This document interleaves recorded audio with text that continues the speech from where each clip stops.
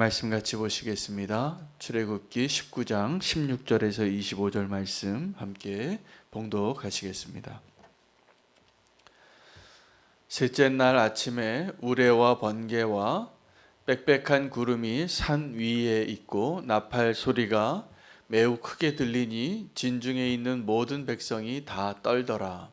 모세가 하나님을 맞으려고 백성을 거느리고 진에서 나오매 그들이 산 기슭에 서 있는데 시내산의 연기가 자욱하니 여호와께서 불 가운데서 거기 강림하시니라. 그 연기가 온기가마 연기같이 떠오르고 온 산이 크게 진동하며 나팔 소리가 점점 커질 때에 모세가 말한즉 하나님이 음성으로 대답하시더라. 여호와께서 시내산 곧 그 산 꼭대기에 강림하시고 모세를 그리로 부르시니 모세가 올라가매 여호와께서 모세에게 이르시되 내려가서 백성을 경고하라. 백성이 밀고 들어와 나 여호와께로 와서 보려고 하다가 많이 죽을까 하노라. 또 여호와에게 가까이 하는 제사장들에게 그 몸을 성결히 하게 하라. 나 여호와가 그들을 칠까 하노라.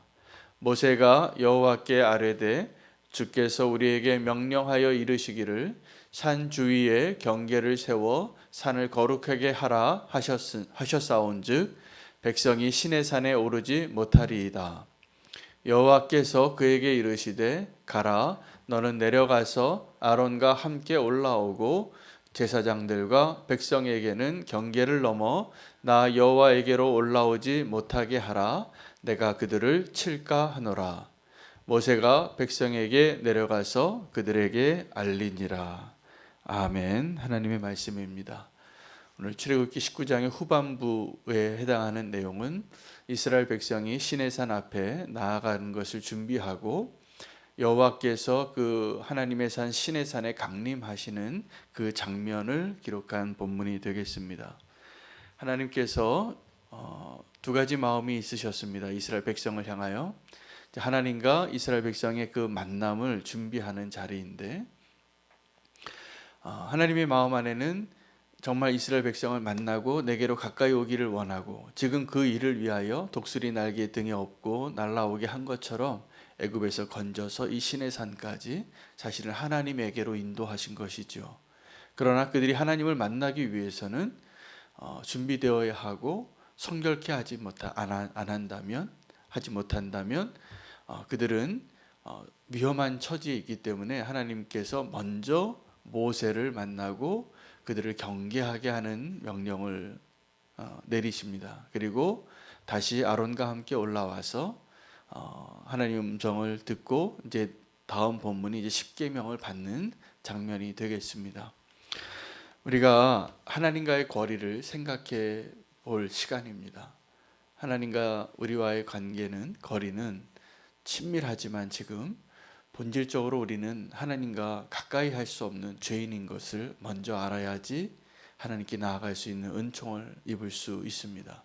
그래서 그 백성들에게는 그 넘지 말아야 할 선을 그어놓고 하나님이 이렇게 말씀하시는 거예요. 그 선을 넘어오지 말라.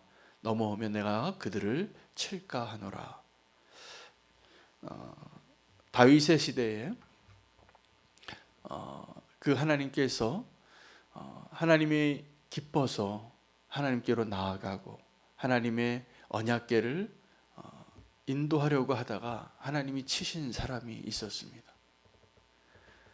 하나님의 방법을 따르지 않았기 때문에. 여러분, 우리가 하나님을 너무나 사랑해도 하나님 원하시는 방법대로 따르지 않으면 굉장히 위험한 것을 우리는 모릅니다. 그래서 아이들이 만지지 말아야 할 것을 만지고 사고를 당하고 위험에 처하는 것과 동일한 것이죠.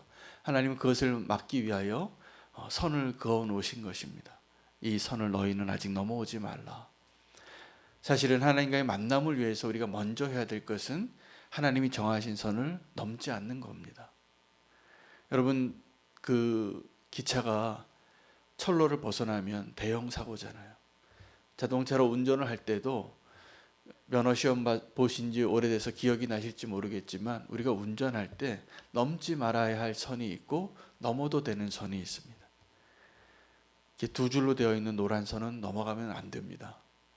그것은 마치 철로와 같이 자동차가 그 선을 넘어가면 굉장히 위험하고 법을 굉장히 크게 어기는 것이죠. 하나님께서 모든 것을 완벽하게 창조하시고 나서도 그 선이 하나 있었습니다. 선악과와 생명나무를 그 선을 넘지 말라고, 그 과실을 따먹지 말라고. 사실은 그 과실을 따먹은 그 죄로 인하여 넘지 말라고 했는데 유혹을 받고 넘었죠.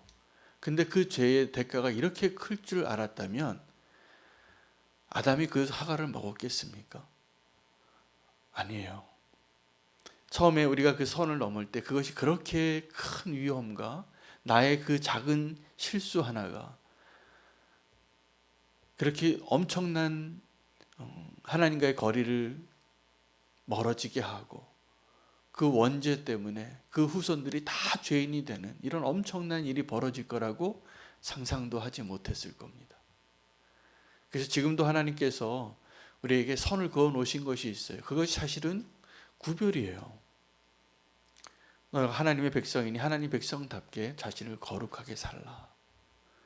이것이 우리에게 얼마나 큰 축복인지 모릅니다. 그런데 그것을 깨뜨리고 싶고 벗어나고 싶고, 그래서 하나님께서 멀어진 자가 된 것입니다. 우리와 하나님과의 사이는 예수 그리스도의 십자가 없이는 도저히 함께할 수 없는 거리입니다. 지금 이스라엘 백성이 노예된 자로 살다가 430년을 이제 하나님께서 그들을 건져내셔서 하나님의 언약의 산까지 인도하셨는데 그 길이 만만치 않죠. 그래서 어저께 그 본문 가운데 저는 하나님과 인간의 시각차가 이렇게 크구나, 그걸 발견했습니다. 우리는 이렇게 고생하고 여기까지 왔는데 하나님은 그 고생길을 VIP 1등석 타고 온 것 같이 얘기하시는 거예요. 너희가 독수리 날개로 내가 너희를 업어서 여기까지 데려왔다. 근데 그 말이 맞는 게 그 이스라엘 백성이 노예된 자에서 신음에서 건지고 그 노예된 자의 상태에서 이 약속의 장소까지 온 것이 고달팠죠. 굉장히 힘든 일이 맞습니다. 불평할 만합니다. 그런데 그 약속의 장소에서 하나님이 강림하신 그 거리를 만약에 비교해 본다면 그들이 광야에서 걸어온 그 길과 하나님께서 이 죄인들 앞에 강림하셔서 그들을 만나시고 그들을 구원하기 위한 그 약속을 하시는 그 일과 비교한다면 하나님의 그 표현이 정확하게 맞을 겁니다. 너희는 지금 너무 편하게 왔다. 여러분, 오늘 이 모세가 어떠한 역할을 하는 거냐면 이스라엘 백성을 인도해내고 또 이스라엘 백성을 하나님께 나아가서 하나님과 언약을 맺는 일의 중개자로 서게 된 것이죠. 그래서 그 일을 하나님 하시는 거예요. 하나님도 이스라엘 백성들은 허락하지 않고 모세 너만 이 산에 먼저 올라와라. 그리고 선을 그어라. 아무나 올라오면 안 된다. 너만 허락한 거다. 그러니까 모세가 대답하죠. 하나님 말씀하신 대로 다 제가 선 쳐놨습니다. 안 올라올 겁니다. 그리고 아론과 함께 다시 올라와서 하나님 만나게 되는 것이죠. 여러분, 우리가 하나님과의 그 만남이 지금 우리가 오늘 이 예배의 자리도 정확하게 우리가 의식하고 붙잡아야 할 것은 오늘 이 자리가 하나님과 만나는 자리입니다. 그것이 예배입니다. 우리가 만약에 하나님께로 나오는 그 자리에서 하나님 만나지 않고 돌아간다면 우리의 예배는 실패한 거죠. 하나님 만나는 그 놀라운 기쁨.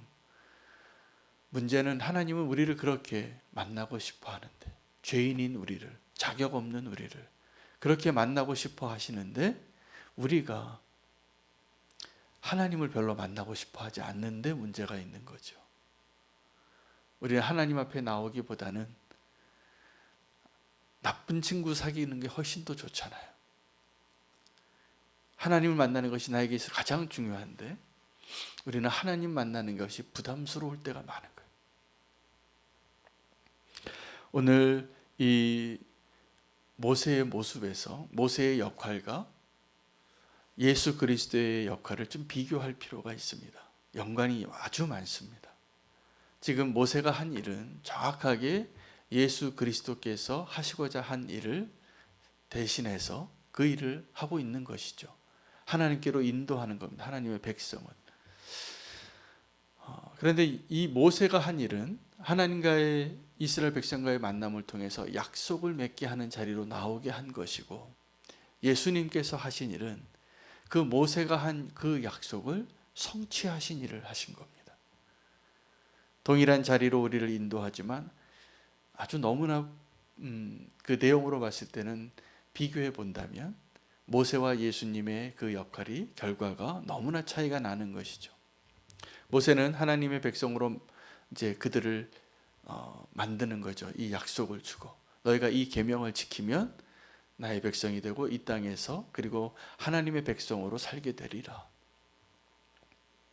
그것이 약속입니다. 그 약속은 하나님께서 그들을 구원하고 하나님과의 그 만남을 이루시기 원하는 그 하나님의 갈망 때문에 이루어진 것이고, 그 일을 위해서 세움받은 사람이 모세입니다.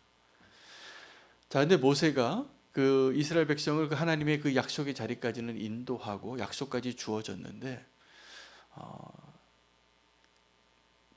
시작하자마자 실패하는 거죠. 십계명 받으러 그 시내산에 40일 있는 동안에 우상 숭배가 일어나기 때문이죠. 그들은 실패합니다. 그러나 그 약속이 이제 맺어졌고 하나님과의 그 약속이 주어졌기 때문에 예수님은 그 약속을 모세와의 모세가 했던 그 역할을 어떻게 이루셨냐 하면, 하나님께서 우리의 모습으로 오신 것이 예수님이시잖아요. 죄인의 모습으로 오시고, 우리가 신학적으로 예수님이 어떤 분인가를 고민하면서 말도 안 되는 결론으로 끝나거든요. 우리가 신앙 고백하는 예수님이 누구이신가? 예수님은 100% 하나님이시고 예수님은 100% 인간이어야 우리의 구원이 가능한 거예요. 모세는 100% 인간인 것까지는 맞는데 100% 하나님이 아닙니다. 그렇기 때문에 우리를 인도하는 그 약속의 자리까지 인도하는 역할, 위대한 지도자로 하나님이 부르시고 사용하시지만 모세가 도저히 할 수 없는, 그리고 모세를 통하여 주신 그 언약을 우리가 성취할 수 없는 그 일들을 동일한 하나님의 갈망으로 모세 때서부터 예수 그리스도의 때까지, 이제 예수님이 행하신 일은 예수님이 우리를 향하여는 하나님의 모습으로, 또 하나님을 향하여는 우리의 모습으로 그 중개자의 역할을 하신 것인데, 그 자리는 모세의 자리가 예수님의 자리와 동일해요. 역할과 능력은 너무나 차이 나지만, 그 결과는 너무나 다르지만, 모세가 그 백성들과 하나님 사이에 서서 그 일을 하고 있는데, 이제 그 일을 누가 해야 하냐면 모세가 했던 일을 교회가 해야 합니다. 성도가 해야 합니다. 구원받은 우리가 하나님의 백성으로 예수님께서 하신 그 일을 믿음으로 말미암아 이제 성도된 우리는 이 세상과 하나님 사이에 서서 하나님 앞에 확실한 믿음으로 내 생명책에 기록된 나의 이름이, 하나님의 생명책에 기록된 나의 이름이 지워지지 않을 것을 확신하는 그 확신으로, 하나님 나 사랑하시니까 날 버리지 않을 것을 확신하는 마음으로 하나님께 이 세상을 인도해내는 그 사명이 우리에게 있는 거예요. 그래서 하나님, 내 이름을 지을지라도 내 가족을, 내 교회를, 내 나라와 민족을 용서해달라고, 받아주시라고, 나는 버리더라도 이 사람들 좀 거두어 달라고. 지금 모세가 하나님 앞에 섰던 그 마음, 예수 그리스도께서 저와 여러분을 위하여 우리를 구원하는 그 일을 성취하시기 위하여 십자가에 가신 그 길을 우리에게 요구하셨잖아요. 너희가 제자라면 나를 따르려거든 자기 십자가를 지고 나를 따르라. 자기를 부인하고. 이게 너무나 고된 요청 같지만 사실은 놀라운 축복이고 특권이고 우리를 사랑하셔서 그 사명을 맡겨주신 것이 분명합니다. 모세를 통하여 이스라엘 백성이 하나님의 백성이 되어진 것처럼 예수 그리스도를 통하여 우리가 예수 믿는 자로서 하나님 앞에 하나님의 자녀로 하나님 백성으로 세워졌습니다. 이제 하나님께서 그 위대한 만남을 우리가 누리는 것으로 멈추는 것이 아니라 우리가 누군가에게 이 위대한 만남이 가능하도록 하나님의 손에 붙들려서 쓰임받는 자가 되어야 할 사명이 우리에게 있다는 것을 발견하고 그 만남이 이루어지기 위하여 얼마나 고된 여정을 우리가 했고 또 하나님께서 그 산에 강림하신 것처럼 예수님께서 우리에게 오신 것이 얼마나 우리가 상상할 수 없는 헤아릴 수 없는 그 먼 거리를 이런 거죠. 우리가 하나님과의 만나기 위해서 그 거리는 동에서 서가 먼 것처럼 하늘과 땅이 먼 것처럼 도저히 만날 수 없는 자리에 있는 두 존재가 만나기 위하여 우리는 주님께 만나기 위하여 이만큼 중간쯤 왔다고 생각하고 주님 이만큼 중간쯤 와주세요 라고 생각하며 주님 앞에 기도하지만 사실은 우리는 0.00001%도 안 간 거예요. 그리고 주님께서 우리에게 오신 거잖아요. 그 일이 가능하도록 모세가 이스라엘 백성을 인도해서 고된 그 길을 가고 있는데 갔다고 생각했는데 사실은 현실은 다 펼쳐놓으면 나중에 우리가 주님 앞에 서게 되면 그걸 보게 될 것입니다. 내가 주님께로 나아간 것이 아니라 주님이 내게 오신 거구나. 그러면 우리에게는 주님께 그 거룩한 그 놀라운 위대한 만남을 경험하기 위해서 우리가 해야 할 일은 다른 게 아니라 믿음이고 주님을 향한 나의 태도예요. 그냥 고개 돌리는 것뿐이잖아요. 내가 주님을 향하는, 내가 주님을 믿겠다고 그것이 내 마음에 그 믿음의 고백이 하나님 앞에 기쁨으로 인정되어서 그 거룩한 만남이 성취되어지는 것이 우리가 발견해야 합니다. 그 만남을 그들이 준비하지요. 3일 동안 성결하게 준비하고 또 경고하고 이것이 진정한 만남을 위한 그들에게 요구되어지는 것이었어요.